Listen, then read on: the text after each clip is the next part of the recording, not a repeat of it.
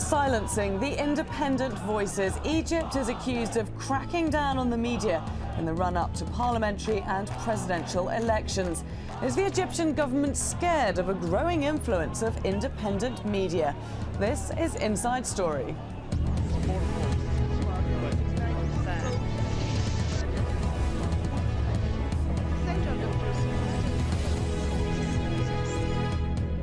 Hello and welcome to the programme. I'm Laura Kyle. So Reporters Without Borders ranks Egypt 32nd from the bottom of a list of 175 countries. That is a jump of 13 places from the previous year, 2008. But Egyptian journalists are complaining that since then, the government has clamped down more than ever ahead of a looming November parliamentary election. Here's Hoda Abdul Hamid with this report on the fight for freedom of press in Egypt. Trailed out of the room by angry reporters, the head of Egypt's journalist syndicate accused of failing to protect their rights. Who are you working for, they chanted, accusing him of selling out to the government. Earlier this week, the editor-in-chief of El Dustur, Egypt's most read opposition newspaper, was removed. It was a paper that defended anything that had to do with the rights of poor Egyptians against the rich, against corruption, against dictatorship. It uncovered the dealings of the government and the hold it has on the resources of the country. Ibrahim Isa has been more than one source of embarrassment for the government, daring to cross red lines. Since 2004, Egypt has seen a dramatic rise in privately owned newspapers and TV channels. Voices that have never been heard before became loud and clear. El Dustur and Isa were among the pioneers. But now, as the country is heading towards first parliamentary and then the more crucial presidential elections in 2011, critics charge that there is an effort to curtail these voices. And I think the regime is nervous about this because people like Ibrahim Isa and other journalists are able to set the agenda. They're able to set for at least the elite of how people approach the political situation, how they think of it, how they frame it. And they want now, it seems, to play a much more hands-on role in framing the perception, the public perception. This is the second issue of El Dustur since Isa was removed. Reporters say its editorial line has already changed. Serious social issues replaced by an article about the color red inciting sex. This is not our paper. They want to turn it into a tabloid in spite of our readers' expectations. This is the beginning of the end. They are breaking the journalists' pens and suffocating their voices. But the journalists here say the voice of truth will never die, and they will not be intimidated.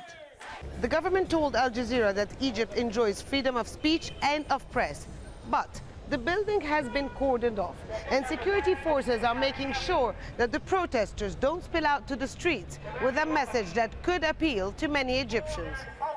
Hoda Abdul Hamid for Inside Story.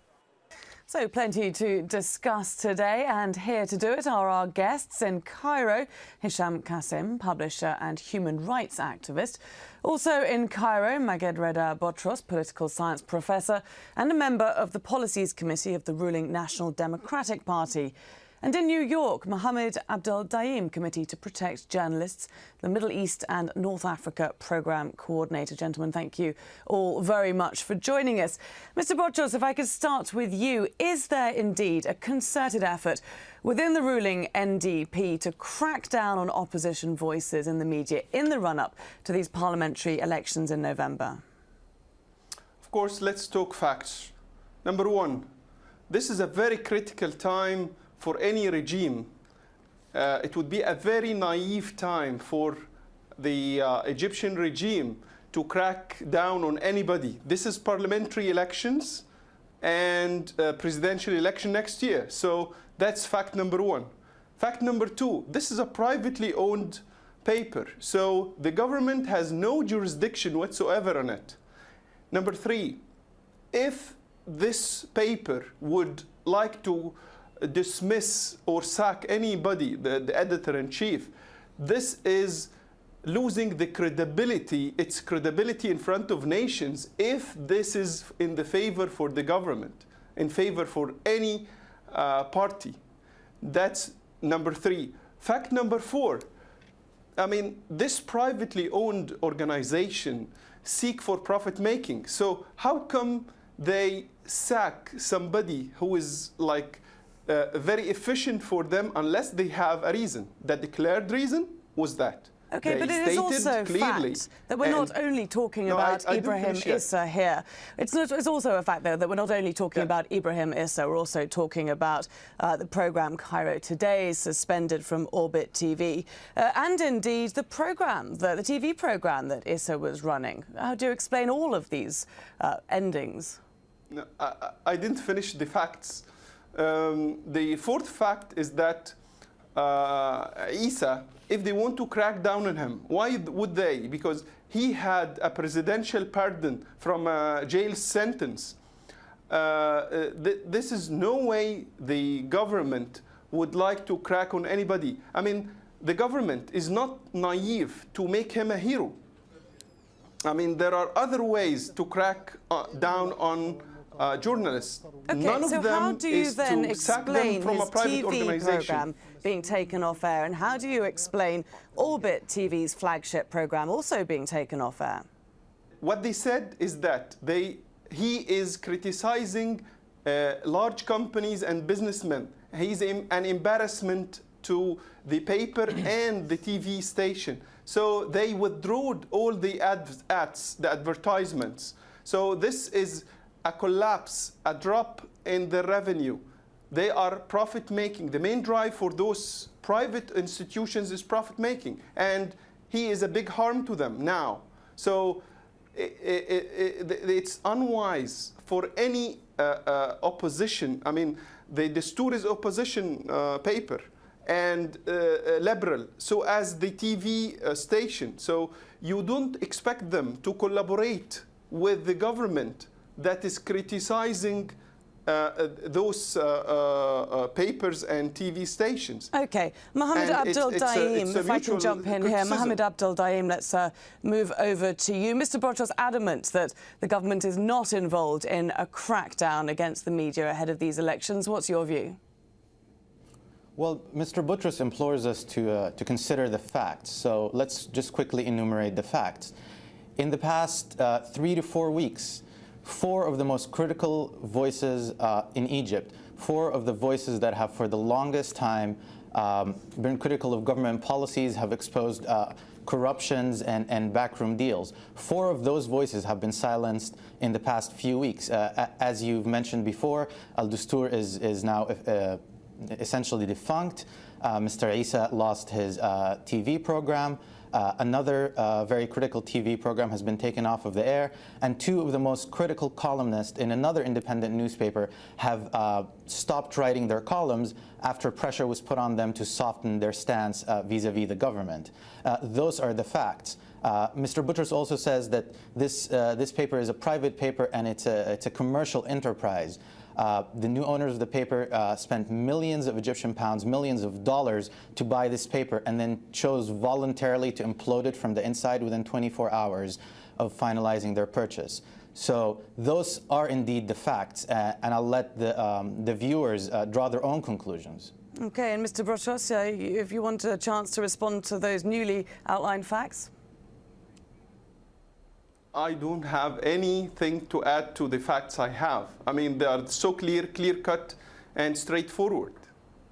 Okay, let's bring in Hisham Kasim at this point, because you're also in Egypt there. Are you sensing that the government is nervous as it's losing control of the agenda in the media? I don't see this as a campaign or a crackdown as much as I see it as a series of events in a hostile atmosphere to media in general. It's difficult to tie between all of them, and I truly do think that the case of Dastur was initiated, or the problem, by Mr. Rida Edward, who bought it. And the reason I prefer to do that is because we need to look at the scene in general. There's a situation where the state is unable to control media and is losing its market share in media. But a new menace is coming in. Businessmen who are buying up media for their own interests and trying to commandeer it, so that we'll end up in a situation where media has a new master instead of the government, simply businessmen. If we look at the situation of ousting Ibrahim from on TV, again, this is one of the big media owners that have appeared in Egypt in the past few years. They have big interests, and so when the government tells him to lay Ibrahim off the show, he does that. With the two prominent columnists, it's more or less the same. Again, Al-Shuruq is owned by a big finance company who have huge interests with the government, and they did receive orders to stop those writers from writing, and the paper agreed. In a truly independent paper or TV station, this would not happen. In my time as publisher of Al-Masri Al-Yawm, I used to get similar requests and pressures, but we always refused. And then the TV presenter, who was fired for criticizing the Minister of Interior, he works for the government, so I don't know what he was thinking when he did that. Yani, you work for the government TV, you have to praise the government, not criticize it. Criticize it and you lose your job. And with the case of the Al-Qahira Al-Yawm program being taken off air, I'm really not sure what happened there. Amr Adib is refusing to be transparent and really tell us what is going on. So on the whole, I can't see this as an attack, as much as, for example, last year when a number of independent newspaper editors were all referred to trial in farcical cases.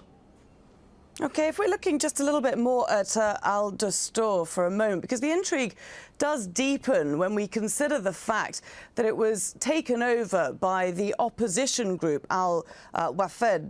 There has been a suggestion that Al-Wafd's leader, who indeed is a businessman, as you were talking about earlier, might have struck a pact with the government ahead of these elections.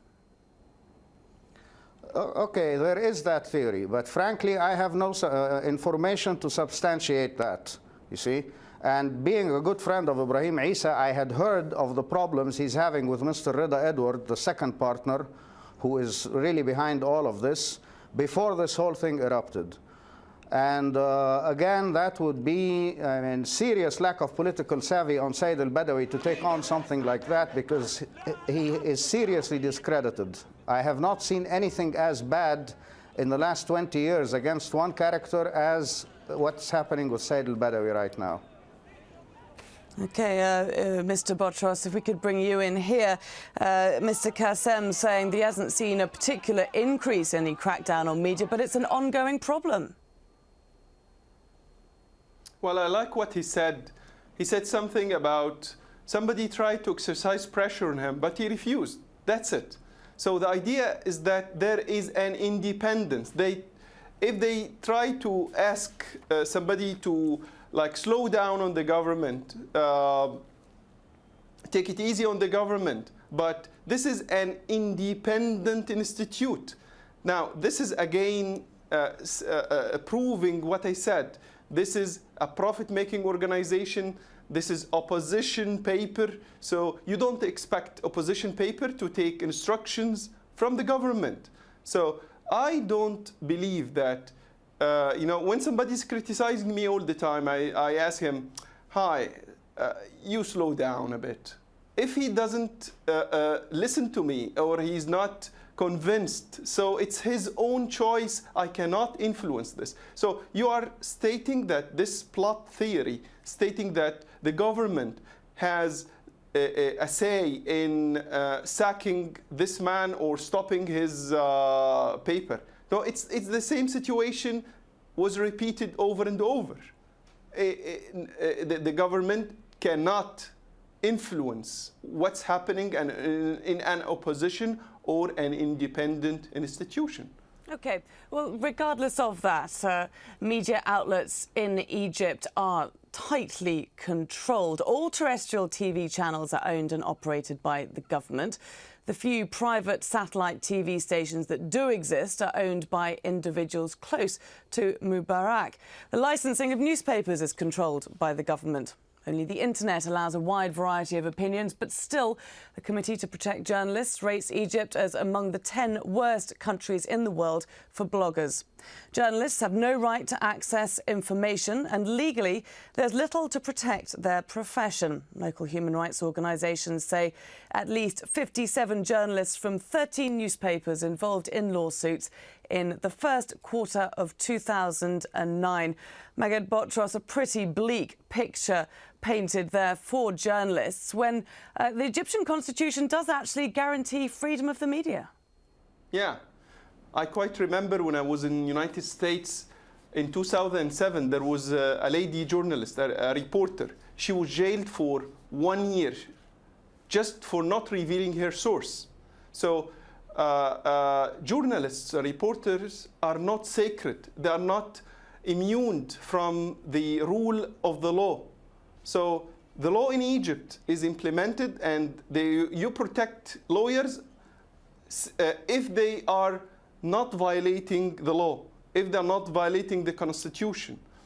So cracking, what you call, if somebody is complaining because he believes that the government has a say in his sacking, I personally don't believe so. I believe that this was like a dispute between the owners and this journalist. It's a private institute.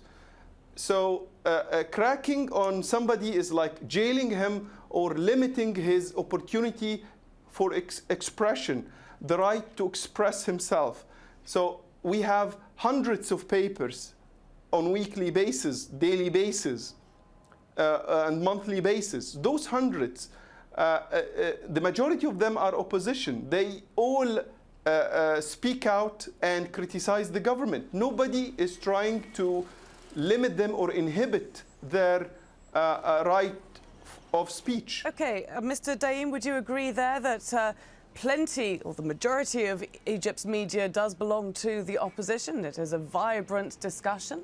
Frankly, that's a red herring. Of course, there's independent media in Egypt. Of course, there's government-owned and government-aligned media. But that's really missing the point. The point remains that 4 of the most critical voices have been silenced one way or another. And if you look at those individuals, you look at Mr. Ibrahim Isa, the man has in the past and is currently facing something like 65 lawsuits filed by the government and by government proxies in an effort to silence him. This latest episode is also an effort to silence him. It's just in a different garb, but the end result and the end goal is the same: to silence an independent, critical journalist. If we look at Mr. Hamdi Andil, who's one of the most popular columnists in Al Shuru, who voluntarily stopped writing his column after pressure was exercised on him to tone down his criticism.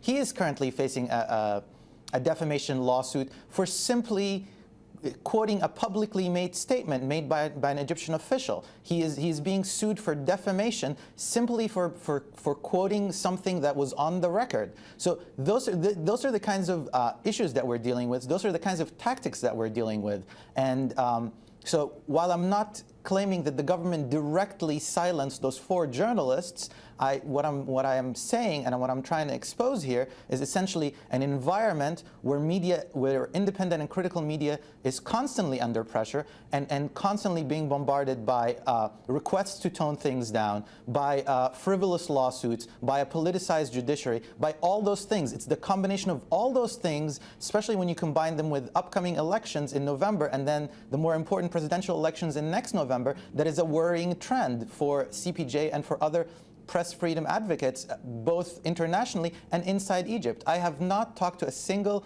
human rights advocate or press freedom advocate in Egypt that does not agree that the trajectory here is a very alarming one and does not bode well for the Egyptian consumer and for the Egyptian citizen who needs as much variety in their sources of news to make an educated decision. OK, Hisham Kasim, there's very few people who would suggest that Egyptian journalists can say what they want when they want. But do you think there's also an element of thought that journalists there are too vocal, push boundaries too far? Okay, I just want to respond to what Mr. Boutros said earlier about an American journalist being locked up for what she wrote. This is not the case. This was Judith Miller, and she was sentenced to jail because a judge believed that she was withholding information and was obstructing the carriage of justice. Okay? It was not for anything she wrote. It was for withholding information from the court. Now, in the case of Egypt, Egypt is one of 12 countries that still penalize journalists by prison for crimes of publishing, as they put it.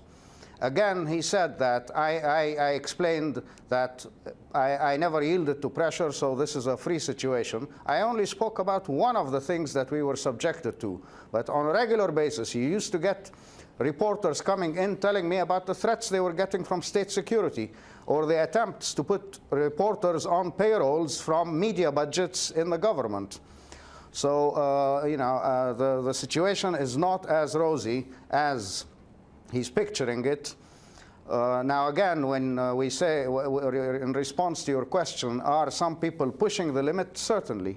You know, for years we've had nothing but state-owned media, and under certain international pressure, the state had to allow space for independent media, and we naturally have a reaction. You know, there was a lack of supply in criticizing the government, so, you know, when it became available in abundance. If you had an utterly free, independent media, do you think you would see a very different outcome in these parliamentary and presidential elections? No, not really. I mean, you know, we would see more criticism of the government practices because, again, the scene is not laid for a free and fair election, even if the media exposed it all the time and was critical of it. Mr. Boutros, if you aren't worried about the outcome of the elections, why then do you get so involved in the media? Well, let me repeat one article of what I said. I said that Mr. Ibrahim Isa was pardoned by the president. He got a presidential pardon from a jail sentence. If the government or the president wants to silence him, why would they have given him this jail pardon? I believe that he was even more critical in the past than what he is now. If it were a crackdown, as people allege, why did we leave him all that time? And with my colleague, with all due respect, the verdict of the judge was as follows. I'm quoting him. He said, she is going to be sentenced for 1 year for withholding her resources. I'm positive what I'm saying. What I'm saying is that, again, the parliamentary elections and the presidential elections, we cannot withhold the opinions of people. I mean, we are calling for free expression of opinions. Now, why would we, would we be so naive to hold one by one in jail? That's not what's happening. That's the only way to silence somebody is to put him in jail. He is even, do you know that Ibrahim Isa, we recognize that he's going to get a better offers and at a higher pay than what he gets now because he's being crystallized as a hero? We are not so naive to make him a hero. OK, and there we will leave it. Mr. Boutros in Cairo, thank you for being with us. Also in Cairo, Mr. Hisham Kasim, and in New York, Mohammed Abdel Daim. Thank you, gentlemen, for joining us on today's Inside Story. And thank you to you, too, for being with us on this edition. Your comments and suggestions always welcome via email at insidestory@aljazeera.net. Bye for now.